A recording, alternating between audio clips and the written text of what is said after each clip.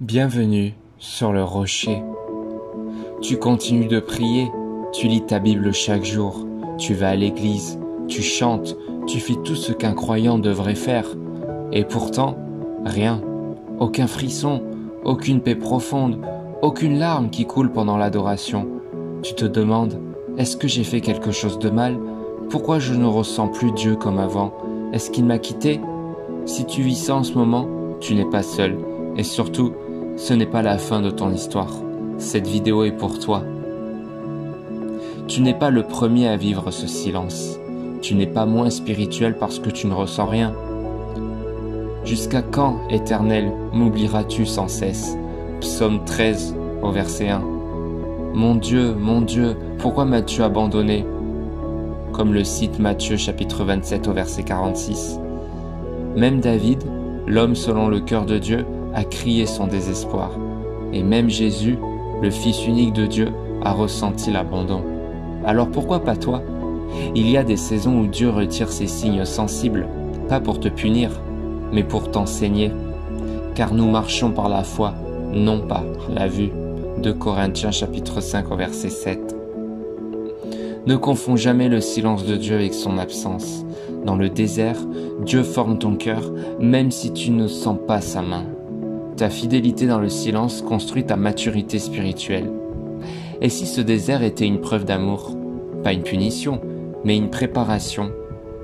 Même s'il me tue, je continuerai d'espérer en lui. Job chapitre 13 au verset 15. Job a tout perdu. Famille, santé, amis, repères. Mais il a gardé la foi, même dans l'incompréhension. Dieu teste parfois notre fidélité, non pas quand tout va bien, mais quand tout est flou. Est-ce que tu l'aimes parce qu'il est là ou parce qu'il fait du bien?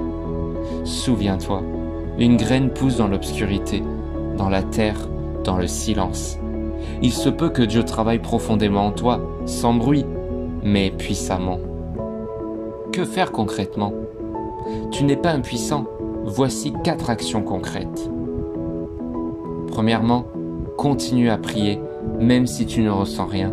La foi, ce n'est pas ressentir Dieu, c'est lui rester fidèle malgré tout. Tes prières dans la sécheresse valent souvent plus que tes prières dans l'euphorie. Psaume 88. Un psaume entier de souffrance, sans happy end. Dieu l'a laissé dans la Bible. Pourquoi? Parce que même les prières dans l'obscurité sont précieuses à ses yeux. Deuxièmement, remplis-toi de la parole de Dieu. Comme nous le montre Romains chapitre 10 au verset 17, la foi vient de ce qu'on entend et ce qu'on entend vient de la parole de Christ. Tu ne ressens rien? Nourris-toi quand même. Comme un sportif s'entraîne même fatigué, nourris ta foi même dans la sécheresse. Troisièmement, ne reste pas isolé. Entoure-toi de frères et sœurs. Parle, partage, demande la prière. Malheur à celui qui est seul et qui tombe. Ecclésiaste chapitre 4 verset 10. Parfois, Dieu te parlera à travers quelqu'un, un mot, une prière, un regard rempli d'amour. Et quatrièmement, sois honnête avec Dieu. Dis-lui, Seigneur, je me sens vide, je ne te sens plus, mais je t'aime toujours. Déverse ton cœur devant lui. Psaume 62 au verset 9. L'honnêteté ouvre la porte à l'intimité. Dieu ne cherche pas une performance, il cherche un cœur sincère. T'as peut-être l'impression que Dieu s'est éloigné, mais il est toujours là, toujours proche, toujours fidèle. Dieu n'est pas limité à tes émotions, il n'est pas contenu dans un ressenti. Il est l'Emmanuel, Dieu avec toi, même dans le désert. Souvent, juste après une saison de silence, vient un nouveau niveau de révélation. Tu ne vois rien pousser, mais les racines grandissent. Tu traverses une saison de sécheresse? Alors écris en commentaire, Seigneur, je choisis de te faire confiance même dans le silence. Et si cette vidéo t'a encouragé, partage-la à quelqu'un qui vit un désert.